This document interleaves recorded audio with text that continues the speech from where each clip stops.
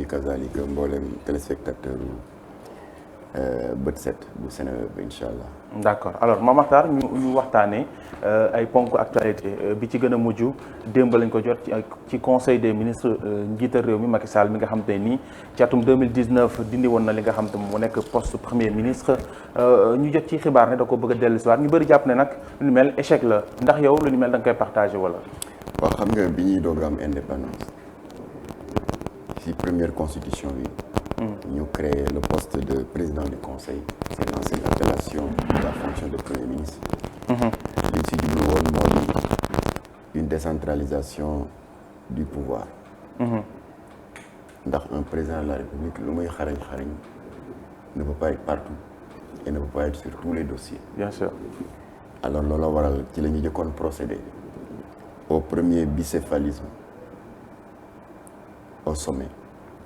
entre le président du conseil Mamadou Dia bi nga xam ne moo déteniroon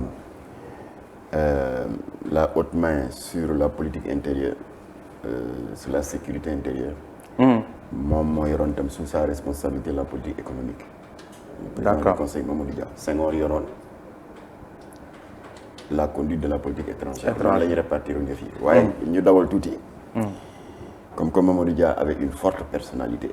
loolu ko yoon jox sur le plan constitutionnel mu jël ko li ko ci yoon may yëpp mu jël ko loolu moo waral son discours historique du 8 décembre 62 à l'Assemblée nationale mu daal di jàkkaarloog député yi ne leen ñu ngi doog a am ñaari at indépendance kon jot na ndéem indépendance bi ñuy woote dëgg la ci ñun ñu tàmbali doxalal suñu bopp alors fa la proposer dans un discours révolutionnaire qui a marqué l'histoire une rupture radicale avec la politique économique bi France imposée au Sénégal et qui était basée sur une politique agricole de rente jàpp la monoculture arachidière def ko muy suñu principale préoccupation en raison des devises énormes yi muy générer moo tax c'était une culture essentiellement orientée vers l'exportation moo di jaane il faut mettre un terme à ça daal di lancer une politique de diversification agricole ça a dérangé beaucoup de cartels notamment les puissances coloniales yi nga xam ne. et les religieux aussi seen teranga la. waaye tamit ça a dérangé daal di déstabiliser des cartels économiques religieux. ñu ñoo jóg nag. xeex Mamadou Dia te xeex biñ ko xeex teguñu ko fenn fu dul corrompre des députés pour ñu actionner l'article 86 de la Constitution qui leur donne le droit de voter une motion de défiance. D'accord. alors ñu bañ koy woote nag temps yooyu ni Sénégal tëddee mono parti unique loolu. donc des décisions importantes ñoom niñ ko d'accordé woon entre eux dafa war a jaar d'abord par le bureau politique de l'UPS. ça n'a pas été le cas. moom ñaa leen ne respecté wu leen ko. kon man je donne un coup de pied à votre motion de censure alors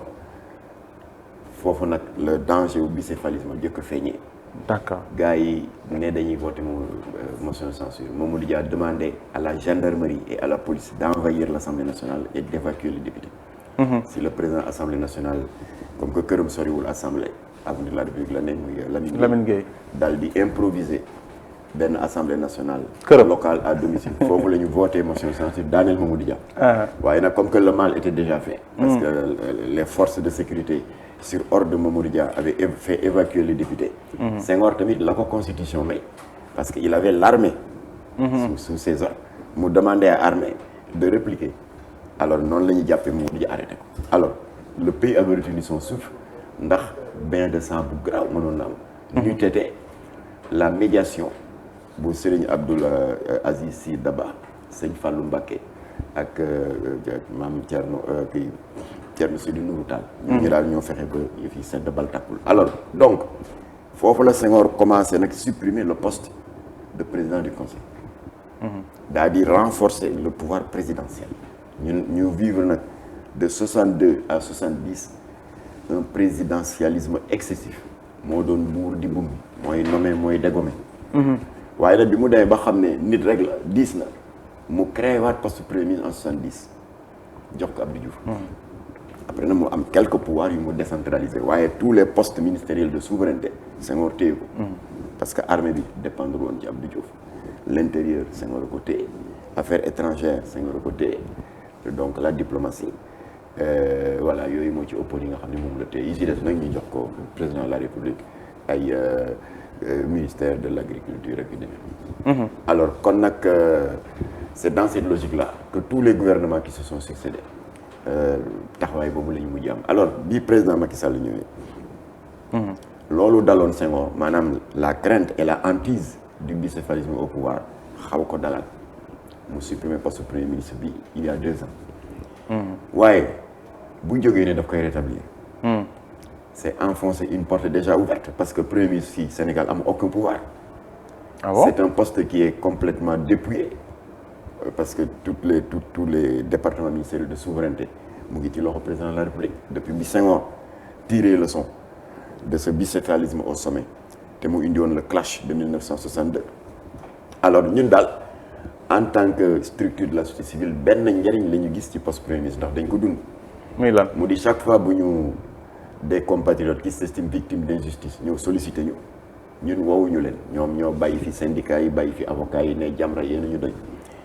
alors bu ko defee ñun itam comme que président neexul a jot donc fii yëf yi amee njariñ mooy premier ministre la ñuy jaar alors moo tax nag bi liggéeykatu ex-société de nettoiement ama Sénégal ñu dàq leen te amul aucun plan social état bi di leen dawloo indemnité de congé indemnité de licenciement et cetera mu nekk une somme de 3 milliards donc Jamra la ñu mandaté ñoom liggéeykat yi. premier ministre recevoir ñu am nañ ci 3-4 séances de travail ginnaaw gi mu booleem ak Antoine Diome qui était à l'époque agent judiciaire de l'État et en présence du ministre des Finances de l'époque Amadou Ba ñu d'accord sur un échéancier ba sur 3 milliards yi Jamra décroché na 3 chèques de 130 millions kon foofu premier ministre am na njëriñ. beneen dossier bi de médiation que nous n'avons pas sollicité ça je le dis pour les mauvaises langues yi naan Jamra fait de l'automédiation. ñun ku ñu sollicité da ngay bind wax ne ñun ñoo yónni Jamra alors mu di les 93 veuves des anciens combattants de la guerre du Golfe guerre ba jeex Nations Unies yónnee fi xaalis bu bari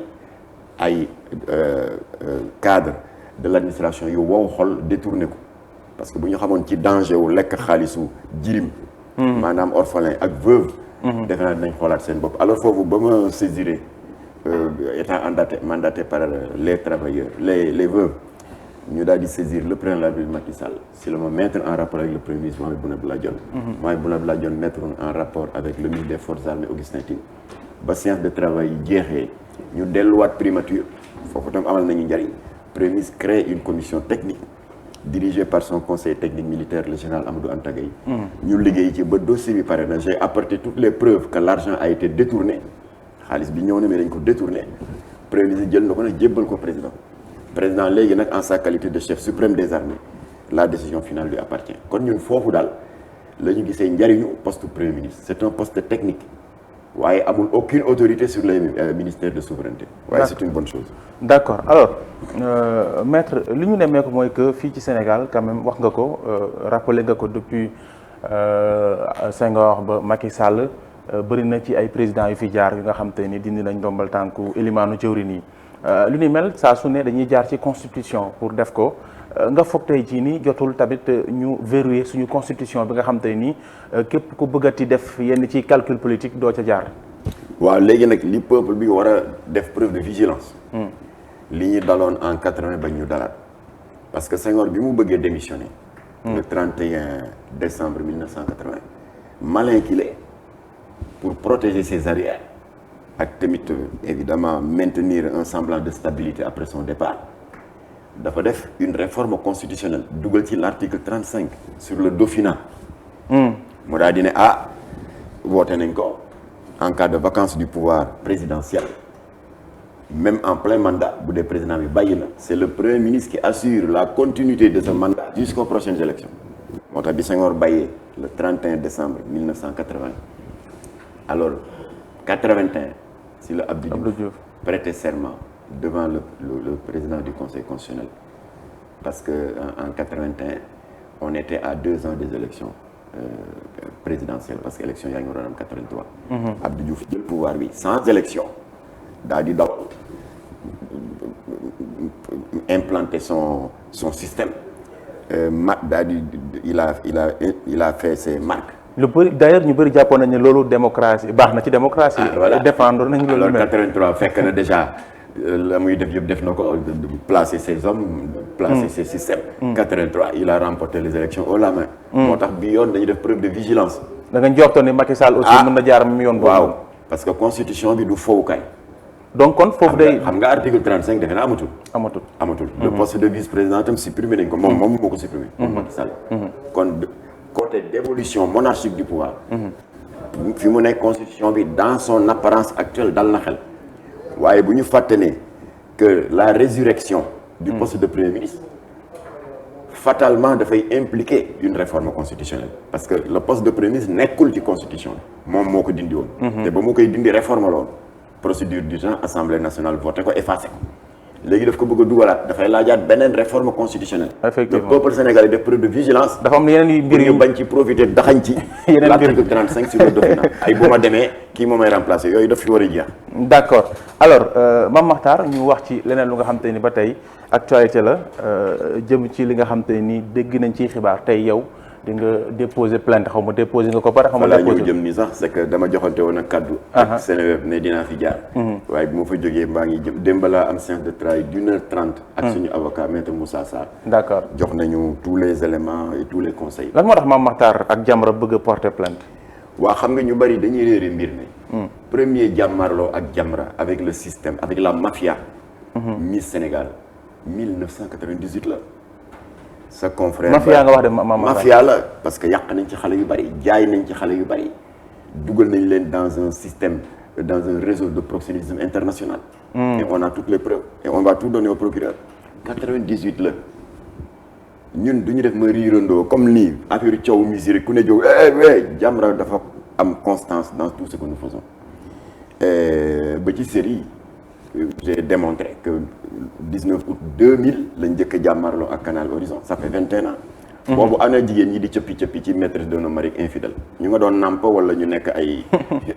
nekk école maternelle kon ñun dañu am constance dans ce que nous faisons affaire u Miss 98 moo doon suñu premier jàmmarloo avec le promoteur de spectacle bi doon liggéey RTS te par pudeur morale ma leb turam parce qu'il n'est plus de ce monde fa lañ njëkk a jàmmarloo ak moom maak Latif ñoo demoon seeti ko Coulibaly Abdou Latif Guèye le fondateur de Jamra d'accord nee ko waaw sëñ bi dañu ñëwoon seet si ci tànku mottali kóllëre ndax suñu xarit nga en ce sens que depuis que l'Organisation des Nations Unies a institué chaque 26 juin journée mondiale de lutte contre la drogue toujours sous l'égide du ministère de l'Intérieur Sorano dañ fay organiser des concours de poèmes daal di récompenser les 20 meilleurs qui présidait jury bi di ndem si yàlla si Jo Wakam alors ñu ne ko nag yow nag chaque fois qu'on a besoin de couverture médiatique parce que boobu télévision yi amul en 98 RTS rek fi ne woon yow yaa ñuy lijjantil une équipe buy ñëw couvrir vraiment sas nañ la loolu nous sommes très reconnaissants ci taxaw bi ñuy taxaw ci loolu li ñu fi indi tey nag mooy mottali kóllëre yëg nañu ne Miss Sénégal ak Miss Jongama yi ngay organiser te nga am ci un staff bu yaatu une trentaine de personnes yuy graviter autour de toi ay chargé du protocole ak chargé des relations avec la presse et cetera une trentaine de personnes am na ci ñaar ñu ñuy identifier ñun Jamra ñoo xam ni seen métier mooy bu défilé amee les tontons saay-saay bu yaboo ñu nekk ministre wala DG waaye ay saay-saay lañu bu ci amee kenn ci jigéen ñi ku ñu xemmem dañuy jaar ci ñaar ñooñu bokk ci sa staff naan ko waaw joxal ma numéro 4 bi waaw xam nga dañu am numéro mystique bu ñuy défilé jury bi mën leen noté joxal ma numéro 4 Mame Makhtar da ngay wax ni sama carte de visite wala nangam ma ne ko donc am nga ñaari rabatteur dañu tudde leen dans le milieu des macros yu nekk ci sa biir système yàq xale yu bari utal leen ay far dugal leen dans la prostitution de luxe voilà c'est le langage qu'on lui a tenu ñu ne ko nag la preuve édition 2017 2018 ak 2019 2016 2017 2018 jëlal liste bi yow mi nekk le président du comité d'organisation de Miss Sénégal ak Miss Jongama nga jël sa téléphone di woo candidat yi ma ne ko di nga ci am ñaar mbaa ñett qui ne sont plus au Sénégal depuis quelques années exilé wu nañu bokk dans un réseau international de prostitution de luxe. ku leen yóbbu foofu. ñaar ñaa ngi opéré dans les Émirats arabes keneen kaa nga Belgique. ku leen fa yóbbu. dinaa ci ñëw. d'accord alors ñu ne ko nag preuve ngoog boo wootee nga gis ko. alors ñaar ñii nag ñoo ko sooke ñoo ko dox c'est des rabatteurs. ñu ngi tilimal sa structure. ñu yëgal la ne nag ñaar ñooñu ñun di leen xeex comme bu ñu leen xeexee dana la éclabousser. loolu moo waral suñu démarche qui est une démarche amicale démarche mottali ko la rek pour yow nga jël les devants régler ko.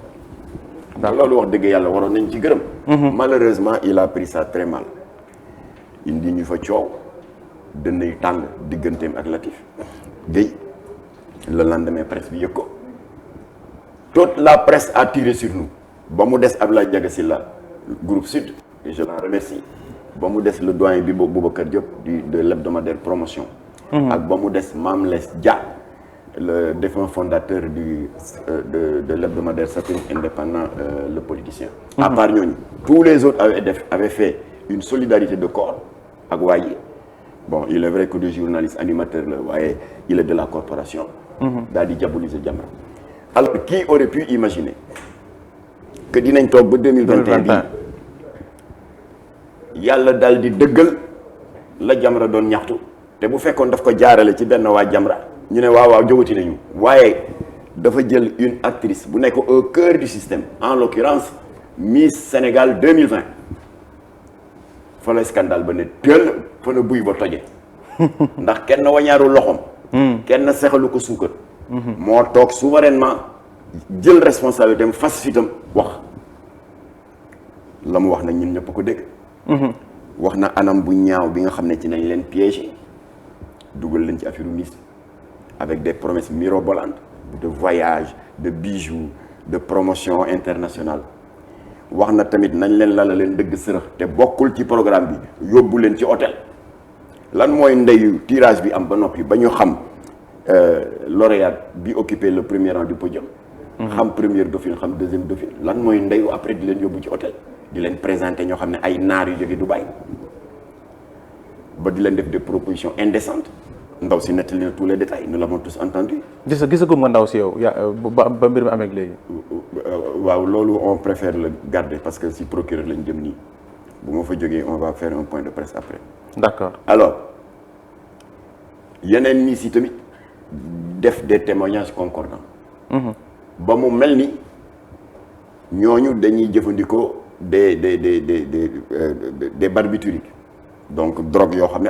ay comprimés la. donc ñu mettre leen en rapport avec des toxicomanes ba ndaw si xamul dans quelles conditions lañ ko fa ëmbale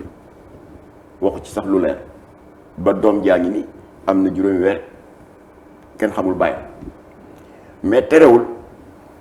ñu ngi yëkkatiwaat fii kàddu di sargal soxna Ndeye Fatim Dione ndax le fait que mu fas fitam daal di briser l'omerta may na fit yeneen miis yi parce que ñoom tamit ñu ngi toogoon dans leur silence ak seen mettit ak seen toroxal bi ñu leen toroxal ak seen tiitaange ndax raga ne bu ñu waxee lu ne mën na leen ci fekk kii may na leen fit ba tax na Miss Saint-Louis wax na Miss Matam wax na Miss Thiès wax na Miss Louga ak Miss Kolda bi ci gën a ñaaw mooy Miss bi nga xam ne moo ne man ëmb ba ma ci jëlee te am ci ñaari seex benn ministre de la République moo ma ko teg. justement par rapport ak loolu noonu Mame Makhtar yaa ko wax léegi Miss bi fësal ne ab ministre moom moo ko teg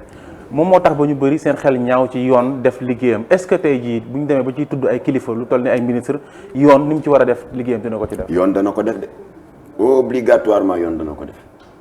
parce que ñun jël nañ tout dema ñu ngi tëdd 4 heures du matin di def ay contacts avec les organisations islamiques on va organiser une marche et un sitting comme bi ñu defoon le 23 juin contre l'homosexualité te place de l'Obélisque fees del ñu ngi waaj lu mel noonu waaye egguma ci. d'accord alors kon ndaw si dafa jëfee loolu tubaab naan que l'aveu est la reine des preuves. Kocc Barma ne nettali ci lamiñu boppam la dax kon nag loolu la yàlla dogal tey ci 2021 bi Jamra ba ñu doon weddi ba presse bi di tirer contre nous en 98 yàlla dogal les victimes seen bopp confirmer Jamra alors bu ko defee nag. mais à préciser que ba léegi yoon confirmé gul ne li ndaw si wax moom moo am. moo tax le procureur a l'obligation d'ouvrir une information judiciaire pour gëstu li ndaw si wax il a l'obligation d'écouter toutes les miss qui ont fait des aveux dans les réseaux sociaux te foofu nag la scandale bu rëy di am ndaw si qui porte plainte borom présidente miss bi Amina Badiane day xaru parce que dafay faciliter au procureur de faire l'ouverture d'une information judiciaire. est-ce que tamit newul ne moom dafa set rek peut-être jàpp ne dafa set mbir moo tax muy porter plainte dana leer alors bu ko defee nag ñun boo gisee ñu dugg ci dossier bi benn bi wax naa la raison bi c'est une constante dans notre combat contre la débauche et contre la mafia qui organise le Miss Sénégal wax naa la nettali naa la ko deuxième raison bi yow nga organiser affaire Miss candidat yi moo am ci ñoo xam ne natt yu metti dal leen surtout Ndeye Fatim Dione te ëmb dal ko ci te xamuñu kuy bàyyam li waroon doon sa kaddu en tant que te nga am une responsabilité morale nga may ma Mame Mactar aussi rek nga baal ma dagguma la wax nga léegi mu ne nga ne xamuñ kuy bàyyam ci sa biir wax léegi nee nga ay naar ci ay xibaar ñoo doon koraay ay naar ak ñu dul naar waaw parce que dañ naan autorité dem leen ci autorité na ngeen leen tenir compagnie luy ndeyu ay autorité ñëw nañu Miss sangam tenir na compagnie à telle autorité tel Miss rejoindre na telle autorité dans sa chambre pour man par exemple pour ñu dàq par exemple naar yi doom ji juddu na bam ñaata weer la ñu wax juróomi weer gis nga doom ji wala doom ji ku ñuul kukk la d'accord ku ñuul kukk la d'accord kon naar yi peut-être naar yooyu seen loxo setu si ok waaw parce que bokk nañ ci débauche bi corruption bi ak détournement de ces filles là d'accord alors léegi yow nga am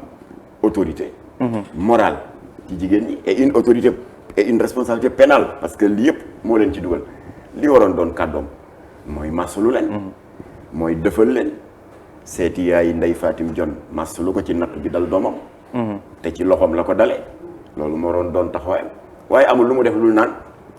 ku ñu ëmbal yow la neex boole ko ay kex-kex yu ñàkk fayda jéggalu naa waaw léegi na dem jéggalu ji sa procureur parce que c'est trop tard plainte bi moom jël nañ rendez-vous ba noppi plainte bi day dem alors bu ko defee moo waral Jamra jóg def beneen deuxième jéego mu di porter plainte pour violation de l'article 252 du code pénal bi xaraamal l'apologie du viol maanaam ngay kañ siif jigéen nga di ko rafetal di ko ñàkkal fayda di ko kex-kex yi d'accord Mame Mactar waxtu wi ñu cërale woon léegi mu jeex question bu mujj bi ma lay laaj ñu tëjee ko ñu bëri dañu jàpp ne taxawaay bi nga am ci soxna si nga xam te moo fi nekkoon Miss Sénégal Adji Sarr taxawoo ko ci coowal Adji Sarr waaw gis naa ñu koy wax waaw yow xadar bi nga wane ci affaire ndaw si dégguñu la ci affaire Adji Sarr waaw bàyyi leen di amal gamme ak di mélanger les torchons et les serviettes xam ngeen ne c'est deux dossiers totalement différents Adji Sarr moo porté plainte Sonko ne ko da nga maa violé xam nga plainte dem na ba noppi amatul beneen plainte buñ ci mën a def parce que ndeyi mbi léegi moom plainte na ba immédiatement ay saay dugg ci dossier bi politiser ko alors que c'est un dossier privé yéen presse bi surtout vos chroniqueurs judiciaires ñaata yoon ci année bi ngeen di dem tribunal correctionnel di def reportage ci cas yu mel nii des centaines dans l'année des fois procureur justice dana dem ba procès bi jeex sax te kenn du koy le fait que ay politiciens parce que Sonko est un responsable politique dugal ci seen loxo moo ko jox ampleur bi mu am xeexoo nag commencé ci dëkk bi ñun moment bi ñuy jóg y avait pas de calcul sa naataangoo bi ñuy wax Mass Mboup dans l'émission li ci dëkk bi foofu ca Walfadjri moo ñu oowoon genre plateau bu mel nii rek ñuy waxtaanee tension bi ci dëkk bi ba ñu pare imam Youssouf Sarr bu Guédiawaye a posé une question pertinente boobu émission bi jeex na ba ñu génn nous étions en dehors du plateau bay échangeante numéro de téléphone di waaj a tàggatoo mu ne waaw wax yu rafet yi ñuy wax pour la préservation de la paix civile est-ce que dafa war a yem ci wax rek Abbé Jacques Seck ne non nañ ko jëfee noonu la ñu créé en marge du plateau le collectif des médiateurs religieux pour la préservation de la paix civile yàlla dogal na comme que Abbé Jacques Seck moo ñu mag ñun ñëpp parce que quand même il est né en 1934 ça fait 88 ans ñu daal di ko porter à la tête de ce comité mu nangu ñu ne ko nag kañ la ñuy commencer liggéey Abbé ne dès demain ñu ne par où commencer ñu ne nañu commencer ci ki ñu porter plainte bu ñu paree ñi seeti ka porter waate plainte parce que en fait médiation balaa crédible dafa war a tëdd njaaxaanaay alors ba ñu demee Sonko recevoir bu yaatu le 26 février de 16h à 17h30 wax ñu sa version wax ñu li ne ci moom et tout ñun tam ñu wax ko suñu xalaat ne ko waroo wax ni doo wuy ji parce que loolu c'est dangereux pour toi ñu nettali ko le cas de Khadim Bousso mais c'est une autre histoire diggante woonam la ak benn banque bu mu amee xaalis banque bi porté ko plainte am dëgg ci moom procureur woo ko mu ne du dem waaye dañ ko def li ñuy wax mandat d'amener fekk par force par force bakkenam ci la ko ñàkkee bref ñu yedd ko ba mu nangu ne dina wuy ji alors ba ñu paree ñu génn sa naataangoo yi xaar ñu buntu kër Sonko ak tàllal micro caméra waaw loo leen wax Sonko ma ne li ñu wax Sonko mënaguñu leen ko wax parce que médiation pour mu tëddee njaaxaanaay dañu war a wax ak ki Sonko dajee joteel waaye naka la avocat Sonko dégg ne avocat Adji Sarr ba mu dégg ne à part Sonko léegi ñu ngi seeti Adji Sarr rek mu defal ñu conférence de presse Makhtar Gueye noppalikul lii mënoo ko médiation bu fekkee ku def sa toj ci dëkk bi ñu médiation. loolu kan la woon loolu El Hadj Diouf la El Hadj Diouf d'accord. man it ma tontu ko dem ci sa benn confrère bu ñu wax Lansana Cissé 2S ma ne ko El Hadj ñun ñëwuñu fii pour t'arracher le pain de la bouche ñëwuñu pour foqati sa salaire avocat ñun duñu ay juge duñu ay avocat duñu ay magistrat nous n'en avons pas la compétence ay sagaru ndongol daara lañu ànd ak benn labbe pour def li fi mag ñi daan def et je lui ai expliqué les événements de 62 bi ma la nettali léegi. bi nga xamee ne yaay ce contentieux politico-judiciaire. entre Senghor Mamadou Dia ba ko justice di dox je dis bien justice di def liggéeyam. ay mag ñoo ci doxoon ay mag à côté. muy sëñ Fallou Mbacké sëñ Abdoulaye Sy Dabakh ak sëñ Nourou Tall. dañu sol seen daal di def lii ñuy def ñun. ñoom ñoo doon seeti les hauts officiers de l'armée les hauts gradés de la gendarmerie di sotti ndox ba yëf yi sedd benn bal tàkkul parce que Senghor avait l'armée de son côté Mamadou Dia avait la gendarmerie et la police ñaari corps d'armée yooyu bu ñu daje woon ñun baadoole yi ñooy loru population civile loolu rek la. kon waxuñu ne Sonko Adji Sarr nañ ko étouffer déedéet na dossier bi continuer mu leer. Sonko dem devant les juridictions Adji Sarr bi accusé itam dem devant les juridictions ay indi ay preuves waaye dañu ne à côté comme que dëkk baa ngi tàkk. nañ ko fay mu ne non médiation di fi am la ñu ragaloon mu am dañ ci teg une semaine rek 14 morts 17 supermarchés ñu taal leen incendier leen 70 stations essence saccagées incendiées ay wi di teli ba dal ci kaw këram ñu taal këram ñu ne ko lii lañ la doon bañal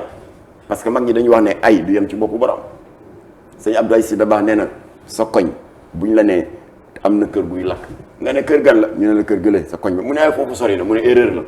ngelaw laa ngay ëff rek xamuloo kañ lay ci sa kër bu ñu ne am na kër guy tàkk ñii fob sa tala ndox ñii paan yow boo amee potu ndox sax yóbbul ñu sotoo safara si fay ko koñ bépp sooy alors donc nous avons condamné le fait que ñu incendier kër El Hadj Diouf maître El Hadj Diouf parce que il a le droit de défendre Adji Sarr il a parfaitement ce droit là waaye quand même leçon bi ñu ci war a tirer boo gisee ñu jóg di fay ay lakk bàyyi ñu fay ak kon nag loolu mooy cas Sonko Adji Sarr ça n'a rien à voir avec ce dossier d'accord bi nga xam ne plainte victime yi amagul d'accord ce dossier nga xam ne Jamra daf ciy dugg non pas pour porter plainte pour viol mais porter plainte pour violation de l'article 252 du code pénal sur l'apologie du viol or que je sache Sonko n'a pas violé l'article 252 du code pénal Adji Sarr n'a pas violé l'article 252 du code pénal d'accord kon nag as ndaw moo jàpp ay jigéen lala leen ndëgg sërëx ay nattu dal leen ci baam ñu ci ëmb ba pare nag di kex-kex yi naan ku ñu violé yow la neex kooku la ñuy porter plainte d'accord Mame Makhtar Gueye nekk vice-président ONG islamique boobu ñu duppee ONG Jamra moom la ñu doon dalal tey ci Ganoog Bët Set ñuy am mbégte gu mag a mag ci li nga répondre suñu invitation. tour de table ñu nekk fii tam dañoo bëggoon laaj seen. waa régie de ñoo ñu naan waxtu wi jeex na moo tax ñu bëgg a tëj je sais pas en tout cas mu ngi noonu. d'accord kon tëjal. d'accord alors sa kàddu gu mujj la lay. kàddu gu mujj gi daal. lii yëpp li ko sooke. mooy musiba bii ñu fi dugal. te di suñu aada di suñu culture affaire Miss Sénégal ak Miss Jonkon. kon bu dossier judiciaire u apologie viol bi bu féetee boor démb laa ci waxtaan ak professeur Cheikh Oumar Diagne bu ànd sàmm jikko yi. suñu deuxième jéego dañ def ngan di rassemblement. Miss Sénégal daf fi war a jeex Miss Jonkon daf fi war a jeex ndax li ñuy yàq ci ay doom te gis nga aji kii Ndeye Fatim. plainte yi bëri na de. xale jigéen ñëpp mooy li feeñ plainte laa dégg. six Miss yi avoué. mooy li feeñ de. waaye la làqu ci suuf noppi ndax kersa kenn xamul nu mu toll. kon nag yal na yàlla dàqal réew mi seytaane. yal na yàlla def jàmm ci réew mi te làqal ñu Sénégal fu yàq yeggul. d'accord asalaamaaleykum wa rahmatullah. jërëjëf Mame Mactar Gueye bëggoon naa ñu ñëw sax ci charte bi nga xam te ni ci wàllum PL et tout xam naa bu ñu amaatee occasion daañ ci gën a waxtaan ci bu mu gën a yaatu en tout cas ñu ngi lay jaajëfal bu baax a baax di remercier ñi nga xam te ni ñoo ñu doon bàyyi xel Mame Mactar Gueye bu ONG Jamra lañ doon dalal Aïcha Thiam gan gaa nga ñu lay jox dig daje ëllëg. mu ngi noonu tey dangul nañ la say waxtu bañoon ba subaa nag ñu ko nangul donc mu ngi noonu c'était suñu papa sax laay wax Mame Mactar Gueye bu Jamra